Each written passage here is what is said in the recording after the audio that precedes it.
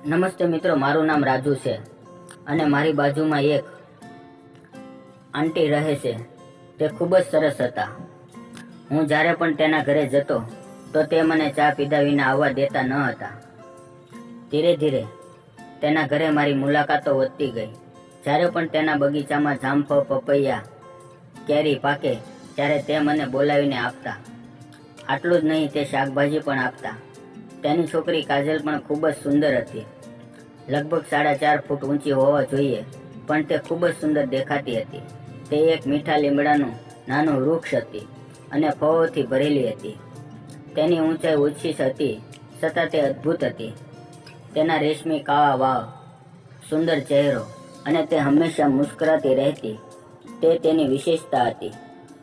જ્યારે પણ મારો મગજ ખરાબ થઈ જતો ત્યારે હું તેને મળવા માટે જતો. આથી મન ફ્રેશ થઈ જતું. ધીરે ધીરે હું કાજલને ખૂબ જ પસંદ કરવા લાગ્યો. મને તેની યાદ આવે ત્યારે હું ઊભો થઈ જતો અને કૂદકા મારી લેતો. સમય જતો ગયો તેમ તેમ હું તેના પ્રેમમાં પાગલ બનતો ગયો.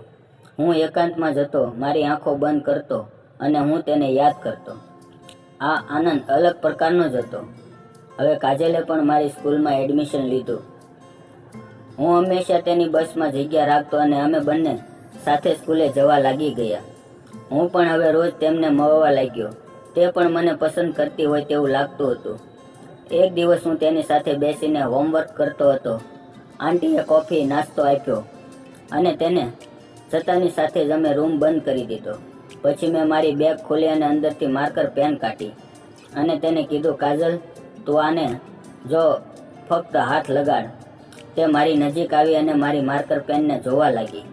તે લીચ્છી અને સીધી હતી. આ શું છે? તેણે થોડા આશ્ચર્ય સાથે તેને હાથ લગાડ્યો. મેં કહ્યું, આ માર્કર પેન છે જે હું તને ભેટ આપવા માંગુ છું. હવે તે માર્કરને કંપાસમાં નાખવાની તૈયારી કરવા લાગ્યા. તેનો કંપાસ નવો હતો એટલે ખૂબ જ કડક હતો અને ખુલી રહ્યો ન હતો. મેં તેને ધીમે ધીમે ખોલવાનો પ્રયાસ કર્યો. મેં ક્યારેય કોઈ પણ જાતનો અનુભવ કર્યો નથી. ફક્ત ટીચરે ચોપડીની અંદરથી સમજાવેલું છે. હવે પ્રેક્ટિકલ ક્લાસ લેવાનો બાકી હતો. અમે બંને નવો અનુભવ કરવા માટે તૈયાર હતા. કાજલ મને કહેવા લાગી કે મારો કંપાસ નાનો છે અને તારી આ માર્કર પેન મને મોટી જણાય છે. તો શું મારા કંપાસ બોક્સની અંદર ફિટ થઈ જશે? મેં કહ્યું, જરૂર, તને જેવું દેખાય છે તેવું છે નહીં. પેન અને કંપાસ એકબીજાની અંદર સમાઈ જાય છે તે રીતે બનાવવામાં આવેલા હોય છે. મેં તેના કંપાસના ઉપર થોડું જોર લગાડીને મારી આંગળી વડે કંપાસ ખોલવા લાગ્યો. તે કહેવા લાગી કે આ ઠીક નથી, તમે મારો કંપાસ તોડી નાખશો. મેં કહ્યું, ના, એવું કશું નહીં થાય. હવે ધીમે ધીમે તેણે કંપાસ ખોલવાની ઉતાવળ થવા લાગી અને મિત્રો, થોડી વાર પછી મારી આંગળીથી મેં કંપાસ ખોલી અને મારી માર્કર પેન તેની અંદર મૂકવાની શરૂઆત કરી.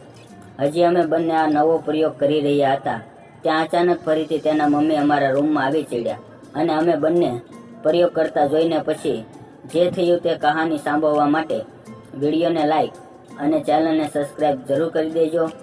ફરી મળશું એક નવા વિડીયોમાં. ત્યાં સુધી આવજો. વિડીયો પૂરો જોવા બદલ તમારો ખૂબ ખૂબ ધન્યવાદ.